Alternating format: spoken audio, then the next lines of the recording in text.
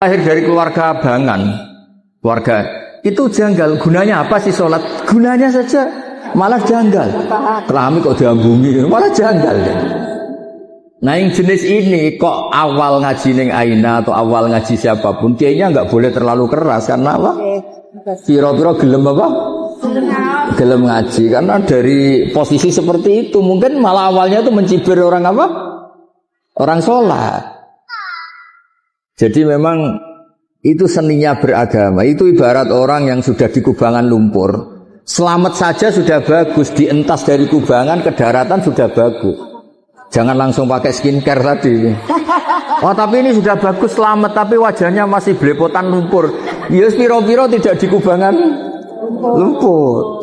Jadi semua itu ada ukurannya. Jangan langsung ya instan terus semuanya standar apa? Ideal. Tidak bisa seperti itu. Ya, jadi kita biar terbiasa kajian akademik. Jadi zaman Nabi jadi Nabi itu kan sahabat yang mantan preman, mantan macam-macam. Makanya ayat Makkiyah itu neng Aina itu jarang ada aturan-aturan hukum fikih. Hanya ngendikan akidah yang ringan-ringan karena masyarakatnya belum apa? Siap. Ya contoh gampang gini, dulu itu orang kok gak nyabu itu gak bisa bayangkan. Wong sumpek kok gak nyabu itu gak bisa bayangkan. Uang gak punya. Sehingga haramnya khomer itu ya nunggu setelah ada kesadaran ilmiah, kesadaran Islam itu merusak apa. Dulu ya janggal wong. Makanya kalau cerita di Indonesia jenis toa apa itu sudah menyatu dulu. Akhirnya apa?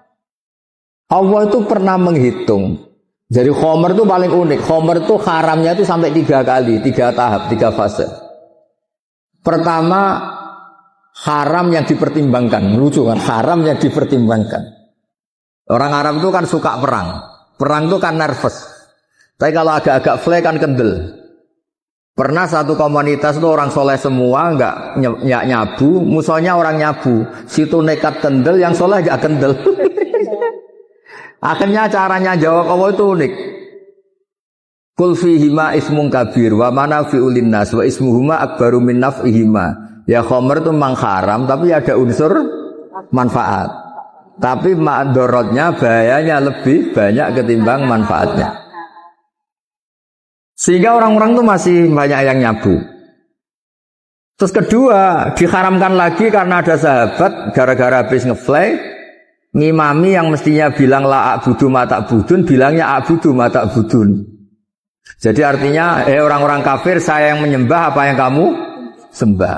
Gara-gara nyabu nguntalla lah.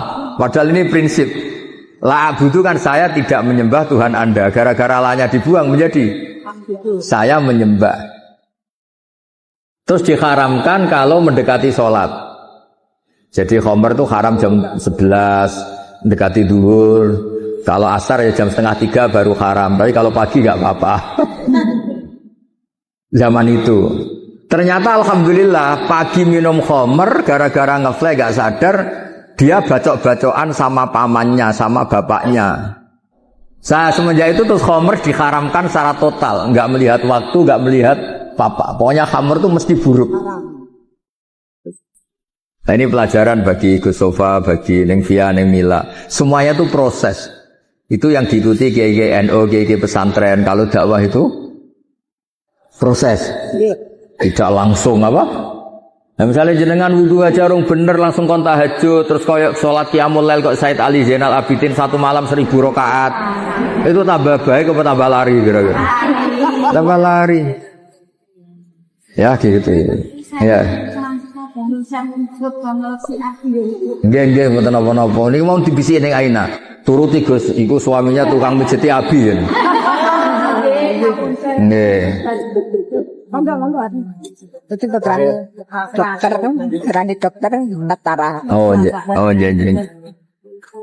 Nggih.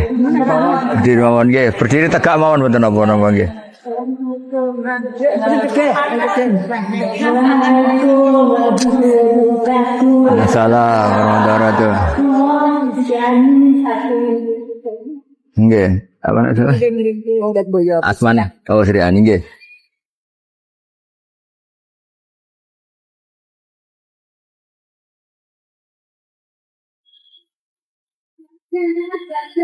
Nggih. Siko.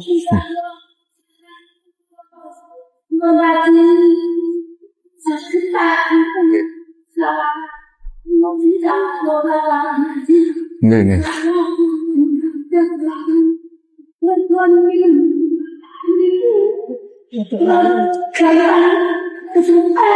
Nggih.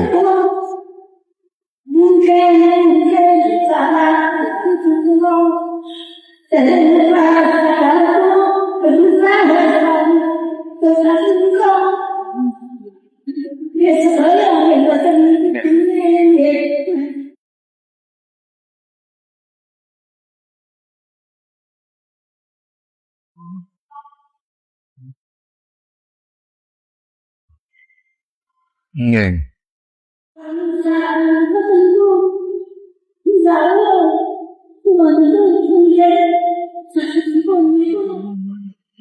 Nggih, nggih. Tampi. Nggih, nggih.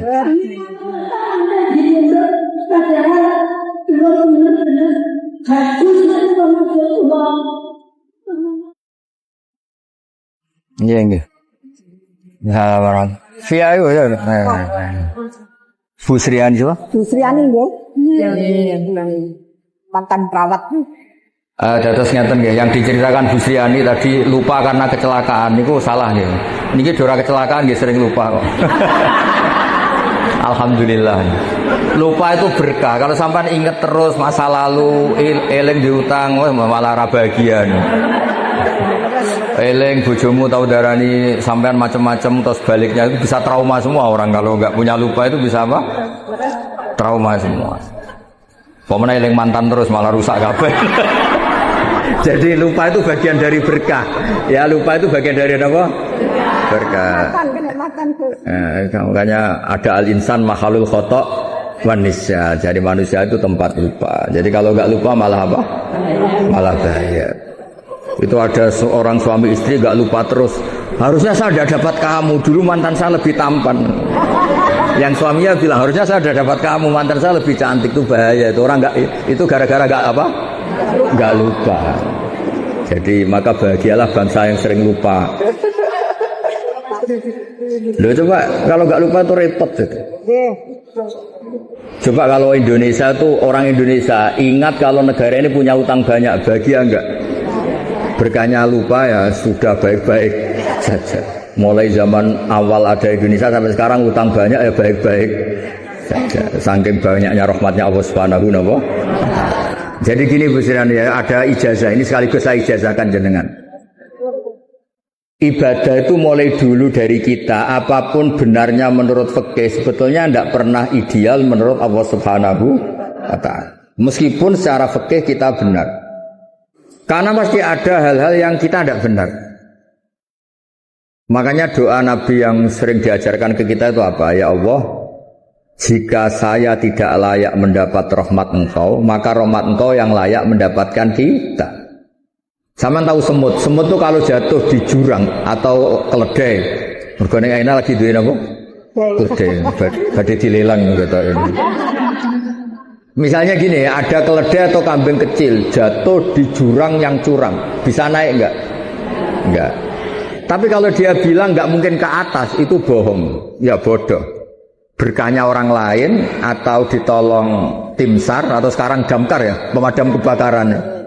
Nyatanya selamat. Banyak kan cerita di TV-TV itu sapi jatuh ke sumur kedalaman 15 meter. Akhirnya selamat apa enggak? Karena dia apa karena ditolong? Nah, hubungan kita dengan Allah seperti itu Bu Sriani. Mungkin amal kita tidak ideal, tidak benar, tapi rahmat Allah yang akan menolong kita. Makanya doanya itu ya Allahumma illam akun ahlan an ablugha rahmataka farahmatuka ahlun an tablughani. Itu doa yang diulang-ulang Nabi dia ya Allah, jika saya enggak layak mendapat rahmat Engkau, rahmat Engkau yang layak mendapatkan kita. Ya coba kayak Bu Lilis, pernah enggak misalnya kecilnya minta jadi muslimah? Enggak pernah kan? Tapi ketika Allah menghendaki, tahu-tahu jadi.